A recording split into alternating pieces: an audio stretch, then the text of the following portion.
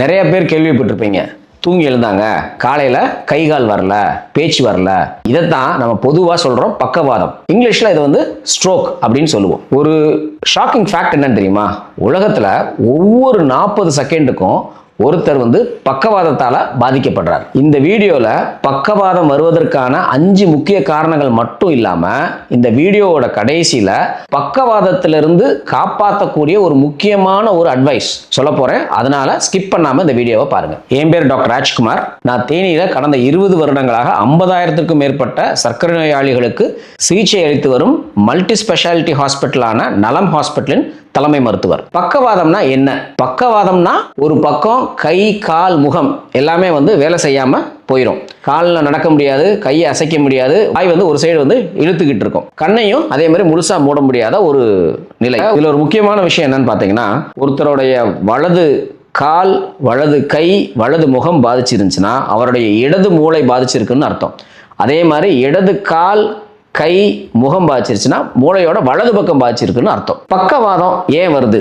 அந்த 5 காரணங்களை பார்க்கறதுக்கு முன்னாடி நம்ம மூளை வந்து ஒரு ஹெட் ஆஃபீஸ் மாதிரி. ஒரு ஹெட் ஆஃபீஸ்ல இருந்து இன்ஸ்ட்ரக்ஷன்ஸ் வந்து கீழே வேலை பார்க்கக்கூடிய டிபார்ட்மெண்ட்டுக்கு சரியா வரலைன்னா அந்தந்த டிபார்ட்மெண்ட் சரியா வேலை செய்ய முடியாது. அவங்களா சொந்தமாக வேலை பார்ப்பாங்க, என்ன வேலை பார்க்கறதுனே தெரியாத ஒரு சூழ்நிலை ஏற்படுறது மாதிரி ஒரு மூளை பாதிச்சிச்சுன்னா நிறைய மாற்றங்கள் உண்டாயிடும். உதாரணத்துக்கு நம்ம ஒரு பேனாவை எடுத்து ஒரு பேப்பரை எழுதுறோம்.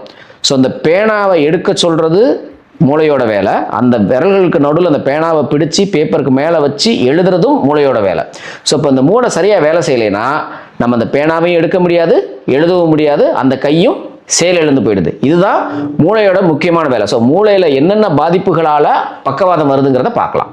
முதல் 2 முக்கிய காரணங்கள் அப்படின்னு பார்த்தோம்னா இரத்த குழாய் பாதிப்பு. மூளைக்கு வந்து மொத்தமா 4 குழாய்கள்ல ரத்தம் போகும். கழுத்துக்கு முன்னாடி இருக்க 2 குழாய்கள் பேரு கேரோட்டிட்ஸ், கழுத்துக்கு பின்னாடி இருக்க 2 குழாய்கள் பேரு வெர்டிபிரல் ஆர்டரிஸ். நீங்க விரலை வந்து தாடைக்கு கீழே இங்க வச்சு அமுக்கி பார்த்தீங்கன்னா ஒரு துடிப்பு தெரியும். இந்த துடிப்பு தான் கரோட்டிட் ஆர்டரியோட துடிப்பு. இப்போ நான் செஞ்சதை நீங்க வீட்டில் தனியா செஞ்சு பார்க்காதீங்க, யாராவது கூட வச்சுட்டு செய்யணும். காரணம், ஒருவேளை இந்த குழாயில உங்களுக்கு ஒரு அடப்பு இருந்துச்சுன்னா நீங்க இந்த குழாயை போட்டீங்கன்னா மயக்க வந்துடலாம். ஸோ அப்ப இந்த கழுத்துக்கு முன்ன இருக்கக்கூடிய கரோட்டிட் இரத்த குழாய் பாதிப்புனால நடக்க முடியாம போகலாம், கை மூவ்மெண்ட் போயிடலாம், பேச முடியாம போயிடலாம், சிந்திக்கும் திறனையும் இழந்துடலாம். கழுத்துக்கு பின்னாடி இருக்கக்கூடிய வெர்டிபிரல் ஆர்டரி பாதிப்பினால தலை சுற்றல், பார்வையில மாற்றம், வாந்தி இதெல்லாம் ஏற்படணும். அதுல பக்கவாதம் வந்து ஏற்படாது. நான் ஏற்கனவே சொன்ன மாதிரி பக்கவாதம் ஏற்படக்கூடிய முதல் 2 காரணங்கள் இரத்த குழாய் பாதிப்பினால ஏற்படுது.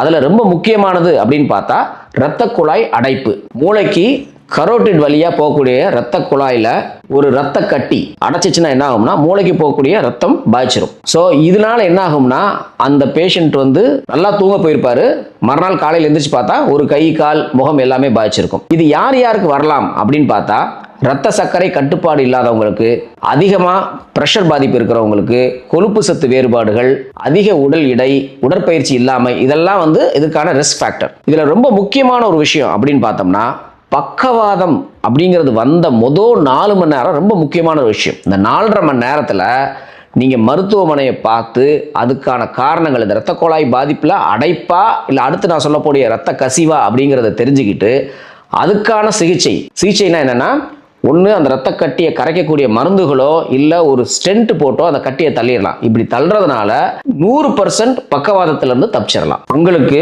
பக்கவாதம் குறித்த சந்தேகங்கள் எது இருந்துச்சுன்னா உங்களுடைய சந்தேகங்களை தீர்த்து வைக்கிறதுக்கு நாங்கள் காத்துக்கிட்டு இருக்கோம். உங்களுடைய சந்தேகங்களை கமெண்ட் பாக்ஸில் கமெண்ட் பண்ணுங்க. 2வது காரணம் பக்கவாதத்துக்கு அப்படின்னு பார்த்தோம்னா இந்த இரத்த குழாயில ஏற்படக்கூடிய இரத்த கசிவு. இது என்னென்ன காரணங்களால வரும் அப்படின்னு பார்த்தா, ஒன்று அதிகமான இரத்த அழுத்தம், பிரஷர் வந்து ஒரு அளவுக்கு மேலே 200 180க்கு மேலே எல்லாம் போறப்ப அந்த பிரஷரை தாங்க முடியாம ரத்த குழாய்கள்ல இருந்து ரத்தம் கசிஞ்சிடும். அதுக்கப்புறம் வந்து வயசாகிற காரணத்தினால இந்த ரத்த குழாய்கள் வந்து பலகீனமாகிறப்ப அப்பயும் வந்து இந்த கசிவு ஏற்படலாம். சில இந்த ஆஸ்பிரின் போன்ற மாத்திரைகள், பிளட் தின்னர்ஸ்னு சொல்லுவோம், ஆஸ்பிரின் போன்ற மாத்திரைகள் வந்து இருதய பிரச்சனைக்கோ வேறு சில பிரச்சனைக்கோ யூஸ் பண்றப்பையும் இந்த பாதிப்பு ஏற்படலாம். ரத்த கசிவினால் ஏற்படக்கூடிய பக்கவாதத்தை தாண்டி அதிகமா தலைவலி, வாந்தி, கண் வந்து ஒரு சைடு சாஞ்சு போறது இதெல்லாம் ஏற்படலாம். இதுல பக்கவாதம் வரும். ஆனா இந்த பிரச்சனைக்கு கட்டியை கரைக்கக்கூடிய இன்ஜெக்ஷனையோ ஸ்டென்ட்டோ பண்ணக்கூடாது.